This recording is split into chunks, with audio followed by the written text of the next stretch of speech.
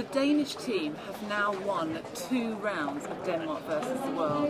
A third round has been played, that was a draw, so the money for that round is going to carry through. The 2 wins for the Danes means that they've won 20% of the total money riding on the tournament. That's already theirs, it's in their bank. The 4th round is going to be played now. This is the final of the doubles consulting round, so 1 doubles match has already been played. That's been won by the world. This second match, if the Danes win, it's a draw and the money will go through. It'll be carried over onto the ladies match, which will happen later tonight. If the world win, they'll win a round. They'll then have 10% of the pool compared to 20% of the pool. The final score is 32-9, as you can see on the board behind me. This means that the Danes will have a massive lead in the final where they can pick up the rest of the pool. This is the second of the world doubles consulting teams. We've got Falafal from Israel and Peter Heitmuller from Germany. They're already leading 2-0. So guys, have you been playing well together as a team? We haven't really played that often. It's our first time together. But I'm an easy partner to get along with, so yeah, you could say that. Well, we know each other for maybe 10 years or so. I've been playing tournaments and had good results, so I was quite confident going into this match. But 2-0, it was just one game yesterday, so there's not much we can tell about us, you know. So did you, in this one match, did you pick up any weaknesses in your opponents that you can exploit? I hope not.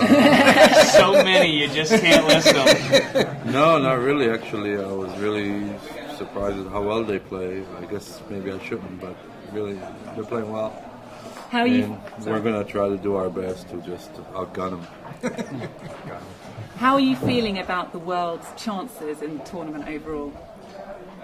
Well, actually, I'm always the optimistic type, and it just feels like if we could just bring this home, and then we have to await Katja's match with Pia.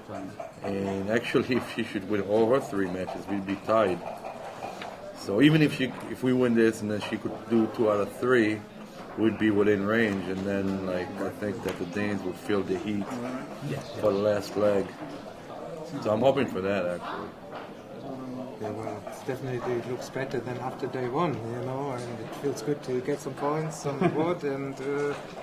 Yeah, well, it's to 43 points, and you never know. Good luck, guys. I hope you can Try our follow. best, yeah. Yeah. Thank you. This is the second Danish double consulting team. We've got Mark and Thomas here. You're trailing by 2 points in this match, guys. How do you feel about the match? Well, I think we played all right in the first game, but we spent a lot of time, so we have to play a little bit faster and not discuss for hours as we did in the first game. So we played together for a while, me and Mark, so we know each other, and I think we play well together. So I guess we can keep it up and do well in the rest. So it sounds like maybe there were some differences of opinion in the first match that caused you to use your time. Yeah, we had a really tricky position. It was a super volatile position, and we discussed it for maybe 5 or 6 minutes, and afterwards Falafel wanted to bet, and all the so-called experts around the room thought that we missed a big cube, but it turned out that it was just dead even whether Borderline, to cube, yeah. completely Exactly borderline whether to cube or not. So I think that our analysis of the position was very sharp, and we understood the position very well. So yeah, no worries. The only worry is that we spend a lot of time on it, so we have to keep a little bit better pace. But if me and Thomas had unlimited time, we could I think we could find the best move every single time. So. So, did you learn anything about your opponents in this first match?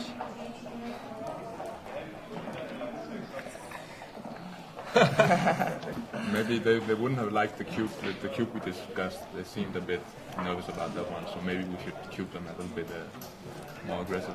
Yeah, okay, so you've got people thinking that cubes that you shouldn't have given were a drop, so maybe you can get an advantage there. Yeah, but I'm 100% sure they wouldn't have passed it.